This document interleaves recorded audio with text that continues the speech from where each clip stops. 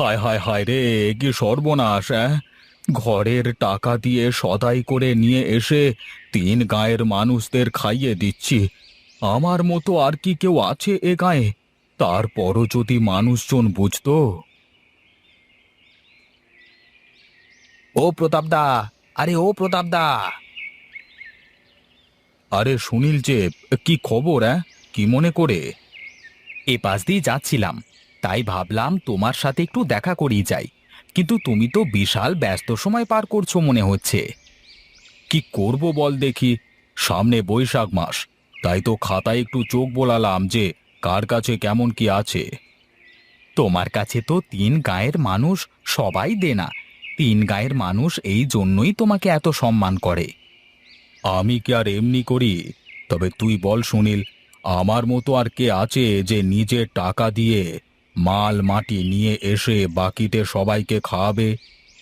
হ্যাঁ, তুমি তো আর ফ্রিতে দাও না কারো, বরং তুমি খাতা কলমে কাজ করে 1 টাকা থেকে কখন 3 টাকা বানিয়ে ফেলো, তাই তো বোঝা মুশকিল।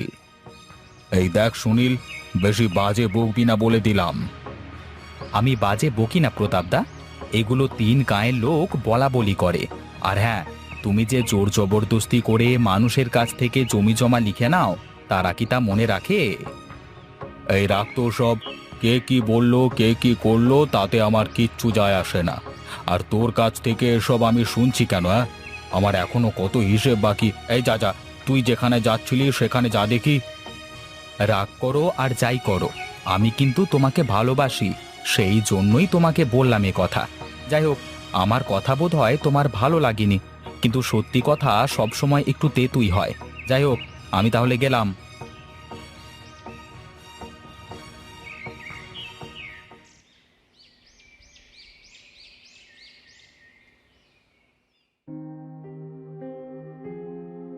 ও গিন্নিমা, গিন্নিমা।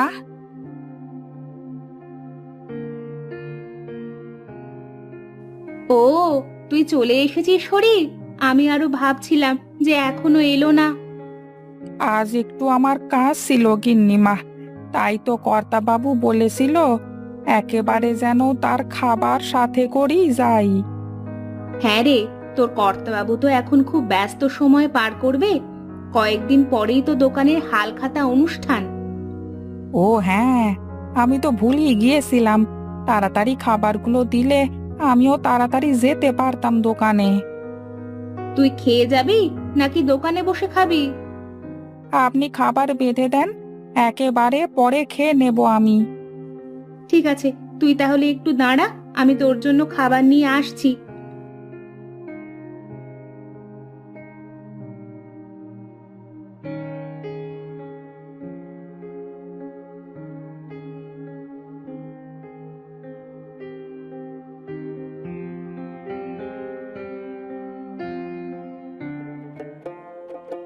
আরে বিনোদ যে, তা কি খবর তোর শুনি?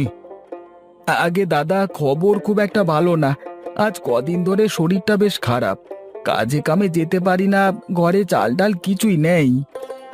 এই তোদের নিয়ে হয়েছে মরণ, কাজ কাম তো করবি না ঠিক মতো, তার উপর আবার সামনে এসে এমন কথা বলবি যে উপকার না করে আর কোনো উপায় থাকবে না। দাদা বিশ্বাস করো, কাজ করে তোমার সব টাকা শোধ করে দেব, তুমি কোনো চিন্তা করো না। বলি, দিনে দিনে কত টাকা বাকি হলো সে খেয়াল কি আছে? এত টাকা তুই দিবি কি করে? দাদা, বাড়িতে বউ মেয়ে না কে আছে, ওদের মুখে দুটো ডাল ভাত না তুলে দিতে পারলে এই জীবন রেখে কি লাভ? বড় মুশকিলে ফেলে দিলি রে বিনোদ। এই হরি শোন, চাল ডাল তেল মশলা সব কিছু দিয়ে ওকে একটা বাজার দিয়ে দে তো। ঠিক আছে কর্তা।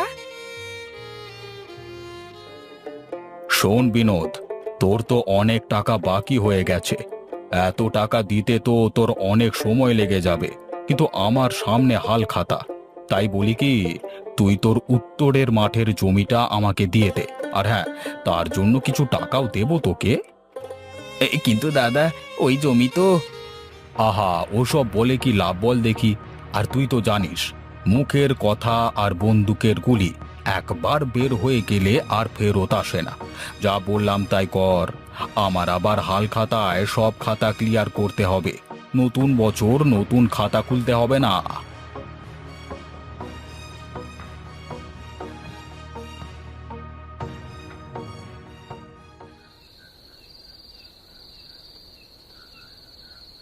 আচ্ছা, তোমাকে না কত করে বলেছি এসব হিসাব নিকাশ তুমি তোমার দোকানেই রেখে আসবা, আমার সামনে এসব নিয়ে আসবে না। আহা গিন্নি, সামনে পয়লা বৈশাখ আসছে, হাল খাতা করতে হবে। তাই তো খাতায় একটু ভালো করে চোখ বুলিয়ে নিচ্ছি। কার কাছে কেমন বাকি আছে চিঠি দিতে হবে না? তা ওসব কাজ তুমি দোকানে বসে করতে পারো না, বাড়িতে কেন আনলে? আচ্ছা বাবা, ঠিক আছে। এই তো আমি খাতা হিসেব করে রেখে দিলাম। এবার বলো কি বলবে? ওগো চলো না, একটু আমরা সাধু বাবার কাছ থেকে ঘুরে আসি। আমি শুনেছি ওই আশ্রমে যে সাধু বাবা আছে উনি নাকি অনেক ভালো, বেশ অনেক কিছু জানেন। আবারও তুমি এসব কথা বলছো? আমি বলি কি,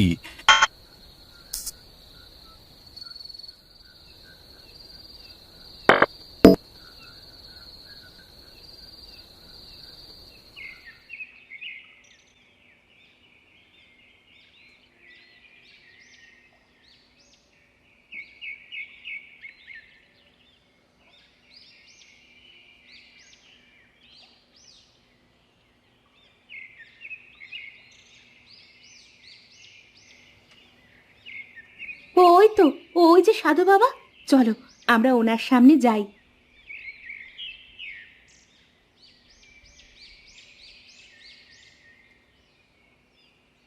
কে তোমরা মা? কোথা থেকে এসেছো? বাবা, আমরা ওই দূর গ্রাম থেকে এসেছি। শুনেছি আপনার কাছে এসে নাকি কেউ নিরাশ হয়ে ফেরেনি, তাই তো আপনার কাছে ছুটে এসেছি। বলো, এই অধম তোমাদের কি উপকার করতে পারে? আগে বাবা, আমাদের বিয়ে হয়েছে অনেক দিন, কিন্তু আমাদের কোনো বাচ্চা কাচ্চা হয় না। এত সম্পদ, এত কিছু আমার কে দেখবে, কে ভোগ করবে? আমাদের হাতে যে কিছুই নেই রে বাবা, সব যে তেনার হাতে। বাবা, যে করেই হোক না কেন আমাদের একটা সন্তান দিতে হবে। তার জন্য আমাদের যা যা করা লাগবে আমরা তাই তাই করব। শুধুমাত্র একটা সন্তান আমাদের চাই। মারে, কত রকম গাছ আমরা দেখি, কত রকম ফুল ফোটে, ফল হয়। সব গাছে কি আর ফুল ফোটে রে মা? না, সব গাছে ফল হয়, সবই তো তার ইচ্ছেতেই হয়। তাহলে কি কোনো উপায় নেই বাবা? শুনেছি আপনার কাছে এসে কেউ কখনো নিরাশ হয়ে যায়নি, তবে আমরাই কি প্রথম? না রে বাবা, আসলে আমি কিছুই করতে পারি না, কিন্তু মানুষকে সৎ উপদেশ দিতে পারি। আর দেখি তোর হাতটা একবার, আমাকে দেখা দেখি। বাবা রে, এ যে দীর্ঘ রেখা খণ্ডিত, কিন্তু তুই তোর কর্মের কারণে তোর কপালকে বেঁধে রেখেছিস। শোন বাবা, মানুষ তার কর্মের ফল ভোগ করতেই এই ধরা এসেছে। আজকে তুই যা করবি, কালকে তার ফল তোকে ভোগ করতেই হবে। তাই তোর মনের ভেতরে যেসব কালো আছে, আগে সেসব দূর করতে হবে।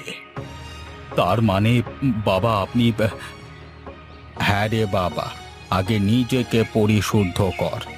নেক দিল আর পাপ দিলে যে অনেক তফাৎ রে বাবা। ঠিক আছে বাবা, তাহলে আজ আমরা আসি, আমাদের আবার দেখা হবে। ওঠো গিন্নি, ওঠো।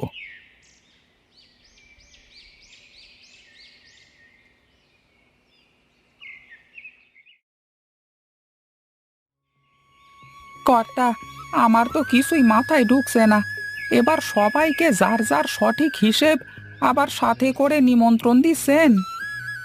এত টাকা পয়সা দিয়ে কি হবে রে হরি? আমার যদি খাওয়ার লোকই না থাকে। আজকে আপনার কথা শুনে আমার সত্যি খুব ভালো লাগছে বাবু। আর হ্যাঁ শোন হরি, কালকে তুই গিয়ে সবার জমির কাগজ সবাইকে ফিরিয়ে দিয়ে আসবি। আমার কি নিজের জমি জাতি কম আছে নাকি? অন্যের জিনিস দিয়ে কি করব? ঠিক আছে বাবু, আপনি যা বলেন।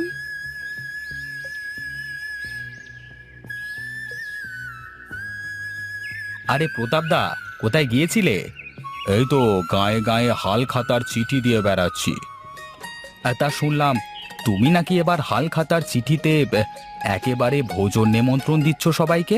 এটা একটা ভালো কাজ করছো বুঝলে। শুধু তাই নয় সুনীল, আমি এতদিন যত অন্যায় করেছি তার প্রায়শ্চিত্ত করছি। শোনো দাদা, তুমি যাদের থেকে জমি ছিনিয়ে নিয়েছিলে তাদের জমিগুলো ফিরিয়ে দিলে তারা তোমার জন্য মন থেকে দোয়া করবে। হ্যাঁ রে, তুই কিন্তু আসিস হাল খাতায় কেমন? হ্যাঁ হ্যাঁ, না আসলে কি আর হয়, এখন তো আমাকে আসতেই হবে। এখন আমি চলি রে, এখনো যে অনেক কাঠ দেওয়া বাকি। যাক, শেষমেশ তাহলে লোকটা তার ভুল বুঝতে পারলো। আসলে মৃত্যুর ভয় মানুষের মধ্যে চলে আসলে সে আর কোনো খারাপ কাজ করতে পারে না।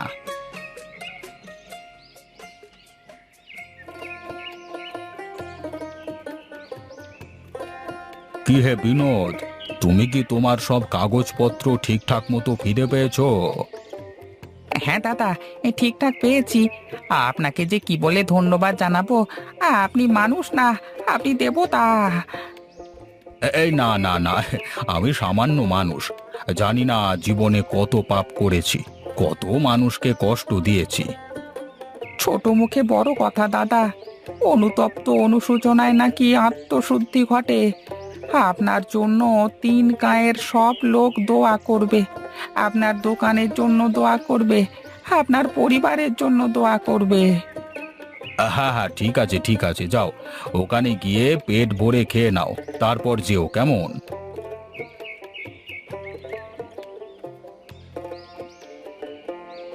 কিরে বাবা, এখন তাহলে কি বুঝতে পারলি? বাবা, আমি আসলে কোনো কিছু বিশ্বাস করতাম না। সব সময় শুধু মানুষের সাথে খারাপ কিছু করবার কথা ভাবতাম, কিন্তু এখন আমি আরো সব ভাবি না। এখন শুধু পরমেশ্বর সেবা করতে চাই। নেক দিলে সৃষ্টিকর্তার কাছে কিছু চাইলে সে যে কখনো ফিরিয়ে দেয় না, তার কাছে যে অগাধ ভাণ্ডার আছে।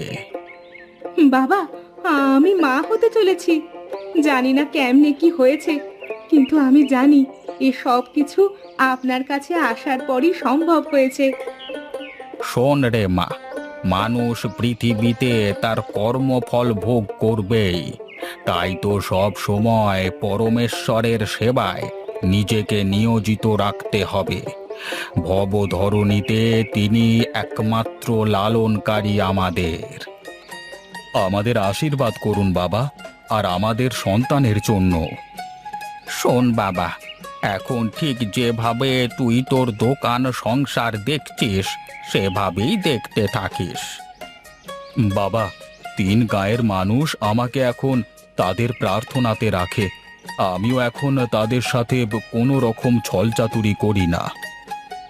বেশ, এবার তাহলে তোরা যা। আশীর্বাদ করি, সুখী হও মা।